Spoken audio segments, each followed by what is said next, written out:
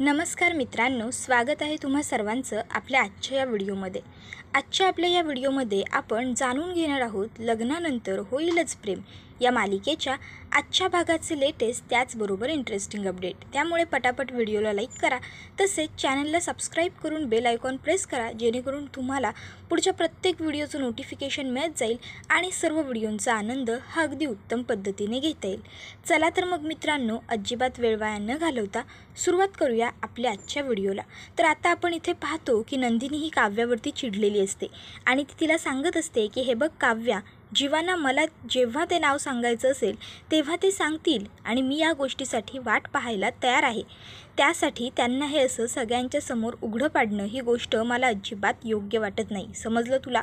त्याबरोबर काव्या म्हणत असते, पण ताई समज जर जीवांना तुझ्याबरोबर राहायचंच नसेल तर सांग ना, किंवा असा विचार कर, जर ती मुलगी तुझ्या समोर आली, तुझ्या आनंद निवासमध्ये आली आणि न्याय मागत असेल तर माझा जीवा मला परत दे, माझा जीवा मला परत दे, तुझ्यासमोर हात जोडून विनवणी करत असेल तर त्या मुलीला तिच्या लग्नातून मुक्त व्हायचं असेल, पण जीवा तुझ्याबरोबर अडकलाय म्हणून ती मुक्त होऊ शकत नसेल तर? आता मात्र नंदिनी गप्प बसलेली असते, तर दुसरीकडे जीवा मिथुन काकाला घट्ट कडकडवून मिठी मारतो आणि धसा धाय मोकळून पोटभर रडून घेतो आणि मग तो मिथुन काकाला सांगत असतो, थँक्यू काका, थँक्यू। अरे तुला माहिती आहे, काव्याच्या आणि माझ्या नात्याचं हे जे ओझं होतं ना, ते घेऊन थकलो होतो मी, कोणाबरोबर तरी हे सगळं शेअर करायचंच होतं आणि आज फायनली तुझ्याबरोबर हे सगळं मी शेअर करतोय। अरे नाकातोंडात पाणी जाऊन जे मरतात ना, त्यांच्यासारखं रोज थोडं मरत होतो मी, पण आज मी तुझ्याबरोबर सगळं बोलणार आहे। त्याबरोबर काका हा जीवाला म्हणत असतो, अरे जीवा, पण हे सगळं का केलंस तू? काय करून ठेवलंयस तू? तुला तरी कळतंय का? किती गोंधळ घातलाय हा मोठा तू? त्याबरोबर जीवा म्हणत असतो, काका या सगळ्यात माझी काहीच चूक नाही आहे। मी जेव्हा नंदिनीला वाचवायसाठी आणि गेलो होतो त्यावेळेस याच काव्याने माझी अजिबात वाट न पाहता पार्थदादाबरोबर लग्न करून मोकळी झाली। अरे सांग ना, मग माझा काय दोष? मी फक्त नंदिनीच्या डोक्यावरती हात ठेवला आणि तिच्याशी लग्न केलं, पण आता या सगळ्यात मी काही केलेलं नाही आहे। त्याबरोबर पुढे आता काका म्हणतो, अरे पण का केलंस तू हे सगळं? कशासाठी? त्यावर जीवा म्हणत असतो, काका काहीच पर्याय नव्हता तेव्हा माझ्यासमोर। त्यावर काका म्हणत असतो, अरे कळतंय का तुला बावळटा, तू किती मोठी चूक करून ठेवली असते मूर्खा? त्यावर जीवा म्हणत असतो, हो काका कळतंय, मला कळतंय, खूप मूर्ख आहे मी, बावळट आहे मी, बावळट, फेलियर आहे मी, सगळ्यात मोठं फेलियर। अरे मला कळतंय ना मी किती मोठी चूक करून ठेवली आहे ते। मी हे जे काही करून ठेवलं आहे ना काका, त्यामुळे नंदिनीच्या पार्थदादाकडे जाणाऱ्या सगळ्या वाटा मी बंद केल्यात आणि माझ्या आणि काव्याच्या एकत्र येण्याच्या सुद्धा सगळ्या वाटा मीच बंद केल्यात माझ्या हाताने, कळतंय मला सगळं। त्याबरोबर काका म्हणत असतो की काळजी नको करू, मला सांग या सगळ्यातलं पार्थला काही माहीत आहे का? त्यावर जीवा म्हणतो, नाही, दादाला काहीच माहीत नाही आहे, म्हणून तर मला त्याचा राग येतो ना की मला आवडणाऱ्या मुलीबरोबर त्याने लग्न केलं। त्यावर काका त्याला म्हणतो की काळजी करू नको, सगळ्यातून मार्ग निघेल, आपण एक काम करू, आपण सगळ्यांना जाऊन खरं सांगू, मी आहे ना, तू काळजी नको करू, मी जाऊन सगळ्यांना खरं सांगेन, मी पार्थला सांगेन की तो काव्याला घटस्फोट देईल आणि मग तू आणि काव्या जाऊन लग्न करा, हां, तुम्ही दोघं एकत्र या। त्याबरोबर लगेचच पुढे जीवा म्हणतो, दादा काका, पण जर मी आणि काव्याने लग्न केलं तर नंदिनीचं काय? सांग ना, तिचा या सगळ्यामध्ये काय दोष आहे? मी तिच्या डोक्यावरती हात ठेवला, तिच्याशी लग्न केलं, तिच्यासाठी एकदा उभा राहिलो, पण म्हणून रोज माझ्यासाठी उभी राहते ती, माझं कपाट आवरते, माझं बेडरूम आवरते, मला खायला काय हवं आहे काय नको सगळं आणून देते, माझ्यातला जुना जीवा जिवंत ठेवण्यासाठी ती रोज प्रयत्न करत असते। मी आणि काव्याने जर लग्न केलं ना, तर कदाचित तो माझ्यासाठी आणि तिच्यासाठी खूप मोठा सोहळा असेल, सगळं छान होईल, पण नंदिनी आणि पार्थदादासाठी ती आयुष्यातली सगळ्यात मोठी शिक्षा असेल, जी त्यांची काही चूक नसताना त्यांना भोगावं लागेल। कारण मी स्वतःच्या डोळ्याने पाहिलं आहे या गेल्या महिन्याभरात नंदिनी आणि पार्थदादाला बदलताना। पार्थदादाने स्वतःला काव्यामध्ये आणि नंदिनीने स्वतःला माझ्यामध्ये इतकं गुंतवून घेतलं आहे ना काका, की आता जर मी नंदिनीला सोडून दिलं ना तर ती जीव वगैरे देईल, पुन्हा तिचं लग्न मोडेल, कळतंय का तुला? त्यामुळे काहीच करू नाही शकत आहे मी नाही। आणि का कळत नाही आहे या मूर्ख मुलीला, का कळत नाही आहे त्या काव्याला की आत्ता ती जे बोलती आहे ना, ते जर आम्ही केलं, सगळ्यांना सगळं खरं सांगून टाकलं ना काका, तर अरे सगळं उद्ध्वस्त होईल, सगळं बरबाद, फक्त वाद भांडणं इतकंच उरून जाईल। वेळ होती तेव्हा सांगून टाकू असं म्हटलं होतं ना मी तिला, पण मग का ऐकलं नाही तिने माझं? आणि तुला काय वाटतं मी माझ्या मोठ्या भावाच्या बायकोबरोबर पुन्हा सप्तपदी फिरू शकतो? नंदिनी पार्थदादाबरोबर सप्तपदी फिरेल? अरे ओळखत नाहीस तू तिला, तशी नाही आहे ती. आणि मी सुद्धा काव्याबरोबर पुन्हा सप्तपदी नाही फिरू शकत. मी तिच्यावर पुन्हा तेवढंच पहिल्यासारखं प्रेम करेन की नाही नाही माहीत मला. पूर्वी मी काव्यावर जीव ओवाळून टाकायचो, जीवा काव्यासाठी होता फक्त, पण आता तसं काही नाही आहे. आणि मग तो छातीवरचा टॅटू दाखवत म्हणत असतो की हा बघ काका, तिचं नाव मी माझ्या छातीवरती कोरून घेतलं होतं, पण काहीच उरलं नाही आता काका त्यावर. बरोबर आता काका हा जीवाला म्हणत असतो, अरे जीवा, मग आता यातून पुढे काय करायचं ठरवलंयस तू? तुला तरी कळतंय का तू काय बोलतोयस? मी तुझ्यासाठी काय करू शकतो? त्यावर जीवा म्हणत असतो, काका म्हणतात ना तुझे कोणते तरी शायर की प्रत्येक गोष्टीला शेवट नसतं म्हणून, मग तेव्हा काय करायचं असतं? त्यावर जीवाला काका सांगत असतो की ज्या गोष्टीला शेवट नसतो त्या गोष्टीच्या एखाद्या सुंदर आठवणीलाच शेवट म्हणून उराजवळ कवटाळून ठेवायचं असतं. मग जीवा म्हणतो, आता मी तेच करायचं ठरवलं आहे काका. सोपं आहे रे, माझ्या आणि काव्याच्या नात्याला शेवट नाही आणि माझ्या आणि नंदिनीच्या नात्याला सुरुवात नाही. त्याबरोबर काका म्हणत असतो, जीवा अरे स्वतःच्या हाताने सगळी वाट लावून घेतलीस तू. मला सांग ना, या नात्यांना पुढे काय अर्थ आहे? बोल जीवा, या लग्नांचा पुढे काय अर्थ आहे? तर दुसरीकडे काव्या ही नंदिनीला म्हणत असते, सांग ना ताई, दे माझ्या प्रश्नाचं उत्तर. त्याबरोबर नंदिनी म्हणत असते, काव्या जीवाने स्वतः माझ्या डोक्यावर हात ठेवून माझ्याशी लग्न करायला तयार झाले होते ते. त्याबरोबर काव्या म्हणत असते, ताई पण कदाचित जर ते त्यांच्याकडून चुकून झालं असेल तर, कारण भावनेत घेतलेला कोणताही निर्णय हा योग्य नसतो. मग त्याबरोबर नंदिनी ही काव्याला समजावून सांगते, हे बघ काव्या, जे नशिबाने मिळतं ते नशिबाने मिळतं आणि जे दुर्दैवानेही नाही मिळत ते नाही मिळत. याचाच अर्थ मला तुला काय सांगायचं आहे की जे मागूनही मिळत नाही ते दुर्दैव आणि जे न मागता मिळतं ते नशीब. आणि माझ्या आणि त्या मुलीच्या बाबतीत तेच झालं आहे. तिला तिचं प्रेम कमावता आलं नाही आणि मी माझा संसार गमावणार नाही. त्यामुळे मी असं काही करणार नाही आहे, कळलं तुला? आणि बास, पुरे झाला आता हा विषय. यानंतर पुन्हा आपल्या दोघींमध्ये हा विषय कधीही निघणार नाही याची काळजी घे. आणि आता फक्त 12ला 5 मिनटं आहेत काव्या, मला काहीच आर्ग्युमेंट काहीच डिस्कशन या विषयावरती पुन्हा करायचे नाही आहेत. आता पुढच्या 5 मिनटात जीवांचा वाढदिवस चालू होतो आहे. आता आपण फक्त जाऊन खाली त्यांचा वाढदिवस सेलिब्रेट करणार आहोत, कळलं तुला? आणि मग एवढं बोलून नंदिनी ही आत्ता तिकडनं निघून गेलेली असते. मित्रांनो, आता नंदिनीला काव्य आणि जीवाबद्दल काहीच माहीत नाही आहे. त्यामुळे काव्याला ती एवढं खडसावून दम देऊन सांगून टाकते. पण आता काव्याने तर निश्चयच केलेला आहे की नाही, आज काहीही झालं तरी 12 वाजेपर्यंत माझ्या आणि जीवाबद्दल सगळ्यांना सगळं करणार आणि जीवा स्वतःचा वाढदिवस देखील साजरा करणार. तर इकडे काका जीवाला विचारतो, बोल ना जीवा, काय अर्थ आहे या लग्नांना, आहे का काही? त्याबरोबर जीवा आता म्हणत असतो, काका मला नाही माहीत मला ह्या सगळ्या गोष्टी. आणि शेवटी आई बाबा म्हणतात की लग्नाचंच नंतर होईलच प्रेम, होईल तसंच. त्याबरोबर लगेचच काका हा त्याला समजावून सांगतो की अरे बाळा, ती जुनी जनरेशन होती, लग्नानंतर होईलच प्रेमवाली. आत्ताचं तसं नाही आहे. ही तुमच्या आत्ताची नवीन जी जनरेशन आहे त्याचा काय प्रॉब्लेम आहे माहिती आहे? लग्नाआधी होतं प्रेम आणि त्याचं काय करायचं सांग ना, आहे माझ्या प्रश्नाचं उत्तर. आता मात्र पुढे जीवा काही उत्तर देत नाही, तो गप्प बसतो. तर काका म्हणत असतो, बरं मला सांग, आता पुढे काय करायचं ठरवलं आहेस? या सगळ्यातून मार्ग कसा निघणार आहे?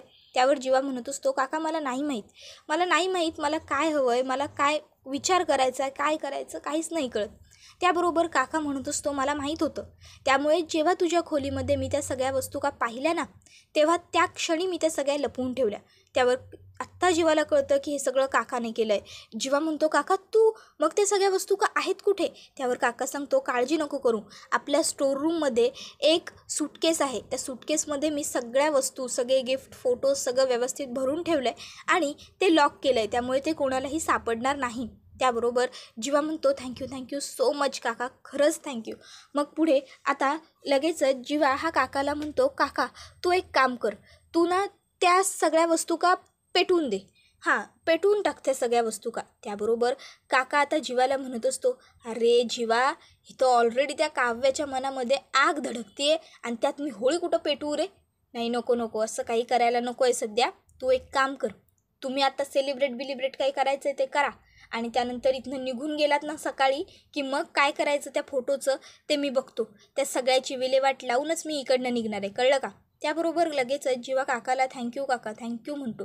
त्यावर काका पुढे सांगत असतो की मला माहीत होतं काव्याने तुला शर्ट काढायला लावला आहे म्हणजे नक्की तिच्या मनात काहीतरी वेगळं असणार आणि म्हणूनच मी वेळेवरती लाईट्स बंद केल्या. त्याबरोबर लगेचच जीवा म्हणतो काय लाईटसुद्धा तूच घालवल्यास. त्याबरोबर काका सांगत असतो इथं आल्यापासून मी तुला काव्यापासून वाचवण्याचा पुरेपूर प्रयत्न करतोय, कळलं का तुला. त्याबरोबर आता जीवा म्हणत असतो थँक्यू काका थँक्यू सो मच.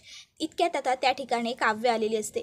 आता काव्याला बघून लगेचच इकडे काका पटकन तो फोटो लपवतो आणि आता तो जीवाला इशारा करतो आणि लगेच आता तिकडून जायला लागतो. आता इथे काव्याला ही गोष्ट माहीतच नाही आहे की हे सगळं काही मिथुन काकाने जीवाला वाचवण्यासाठी केलेलं आहे. तिला असंच वाटतं आहे की जीवाने तिच्या कुठल्या तरी मित्राला इथे पाठवलं होतं आणि त्याला सांगितलं होतं की सगळी साफसफाई करून ठेव आणि जीवाच्या मित्राने हे सगळं केलं. या सगळ्यामध्ये मिथुन काकाचा हात आहे किंवा आता मिथुन काकाला आपल्याबद्दल आणि जीवाबद्दल सगळी माहिती कळालेली आहे. यातलं अगदी काहीही आता काव्याला माहीत नाही आहे. त्यामुळे मिथुन काका समोरून ती अगदी शांतपणे येते आणि जीवा पुढे उभी राहते आणि मिथुन काका तिच्यासमोरही शांतपणे निघून जातो. तोही असंच दाखवतो की त्याला देखील काही माहीत नाही आहे. तर दुसरीकडे मालिनी काकूंनी बुद्धिबळाचा डाव उद्ध्वस्त केलेला असतो आणि त्यामुळे आता इकडे बाबांना काळजी व्हायला लागते की नक्की काय झालं मालिनीला, हिने असा डाव का उद्ध्वस्त केला. मग विक्रम काका लगेचच विचार करतात की पार्थला फोन करून एकदा सगळं विचारली पाहिजे, ख्याली खुशाली त्याच्याशी बोललं पाहिजे. आणि मग पटकन ते पार्थच्या फोनवरती फोन करतात आणि काय मग बड्डे बॉयचा भाऊ काय सुरू आहे तिकडे सगळं असं विचारतात. त्यावर पार्थ म्हणत असतो इकडे काय बाबा सगळी मज्जाच मज्जा धमाल सुरू आहे. त्याबरोबर पुढे आता मज्जाच मज्जा सुरू आहे हे ऐकल्यावर बाबा विचारतात की अच्छा नाही चांगली गोष्ट आहे, बरं मला सांग जीवा काय करतोय रे, नाही म्हणजे कुठं आहे काय असं विचारतोय रे. आता अचानक बाबांनी सुद्धा कॉल केला आहे, जीवाला विचारलं आहे. पार्थ लगेचच बाबांना विचारतो काय झालं आहे बाबा, काही घडलं आहे का. नाही म्हणजे जीवा तर निवांतच आहे इकडे मस्त एन्जॉय करतोय, पण काही झालं आहे का विचारते अचानक जीवाबद्दल.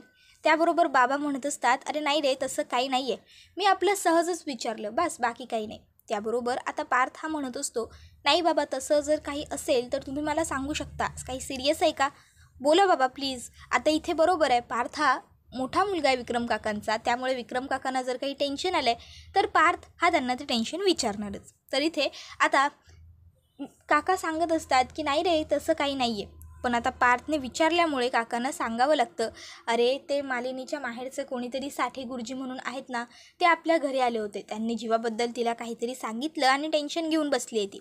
पण आता बाबा ज्यावेळेस ते सगळं सांगत असतात बरोबर त्याच वेळेस पार्थच्या मोबाईलचं नेटवर्क जातं आणि हॅलो हॅलो हॅलो करत पार्थ आता खाली येत असतो.